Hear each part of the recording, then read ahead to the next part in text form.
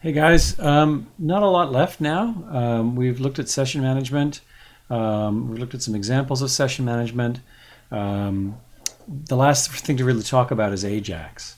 A lot of apps these days don't just move from page to page, but they use AJAX to load content dynamically in response to user interaction. And that's what you'll be doing as well in your project. You'll be having some AJAX portions of it. At least one part of it should use an AJAX request. And because you're logging in, you will need to check the session. So the thing to just remember when thinking about AJAX in the presence of sessions is that an AJAX request is no different as far as the server is concerned from any other request that it receives. Okay, it's just that it came from a different place, but the server doesn't even know that. The server doesn't know whether you typed the URL into the browser or whether you pressed a button and a JavaScript program sent the request to it. So everything works the same as it otherwise would. You have access to the session. You can call session start in an AJAX request. You can access the $session object and all the rest of it. So no different there really. What is different about it is what do you do if the session is not valid or something goes wrong?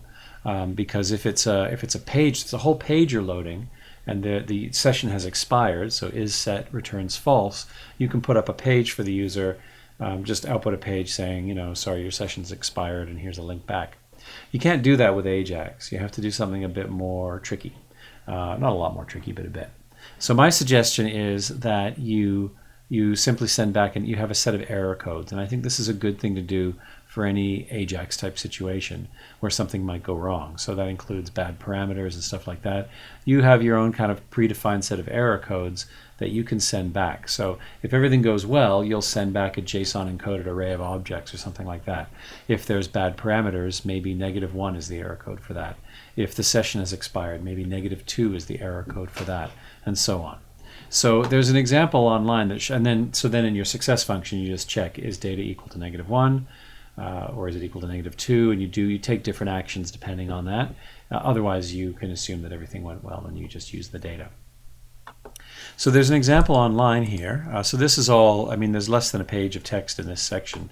Just kind of talks about that and refers you to the example.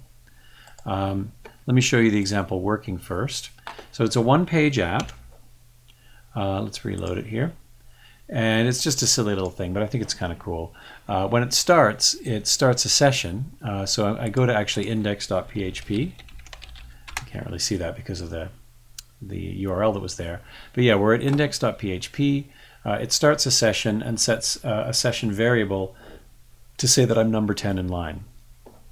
And then when I check again, it's going to send an AJAX request to a script that's going to also read the session and see what number we are in line right now, and then randomly move me up a certain amount of space. So when I hit check again, it says you have moved 5 spots, you're number 5 in line. And if you look at what happened there was I sent this check num request. I sent it, actually I don't even have to send any parameters to it. And this is what I got back. I got a JSON encoded associative array, which reads as an object on my end. It says I moved up 5, and now I'm at position 5. If I check again, you moved up 2 spots, and now you're at position 3, and so on. So it's keeping track of all that. It's reading the session. I've moved 1 spot, I'm number 2. I moved 1 spot, I'm next. So I'm at position 1. It's taking me a while to get there. I moved up 1 spot. See, now it says position 0, so now I'm being served. And when it recognizes that I'm being served, it actually destroys the session. Right? So you're done with the line now, so you don't need the session. So if I hit check again, I get you're done, kindly leave the store. And over here, the actual response is an error code, -1. Okay, so that's what I mean about error codes. If I reload this, it will restart the session at 10, check, check. Oh, I'm being served now after 2. So first check, I moved 4. Next check, I moved 6. Final check, I'm done with the line. So it returns the -1 error code. So let's take just a quick look at what that looks like in code. Index.php here. When it starts, it does a session start, and it sets a session variable called number, sets it to 10. I suppose I could have set that randomly, but I just set it to hard code it to 10. So as soon as when the user comes in here, they get their 10th in line. And then check num is where it sends the requests to. Again, session start. Now notice, this is AJAX, so there's just a single PHP tag. I start the session. I check to see if number is set. If it's not, the session has expired, and that's when I echo the -1 session has expired error code. Otherwise, I just do a little bit of calculation. I see what number are we in line now, how much did we move. I move up by that amount. If the number is equal to 0, so if we're now being served, that's when I destroy the session. And then the next time we come into this script, we'll end up echoing -1. Otherwise, I set the number to be the new number, and I echo this little JSON encoding of just a hard-coded literal for an associative array here, where moved up is going to be the number that I moved, and position is going to be the number, the new position that I'm in. So that's what the PHP looks like. And this is, again, just to keep our eye on the prize here, this is an example of what do you do if the session's expired. Because I might also just wait too long between pressing the button to check, and the session would just expire naturally, in which case this would not be set, and it would give me the -1 error code, or I might have clicked through enough that it destroyed the session.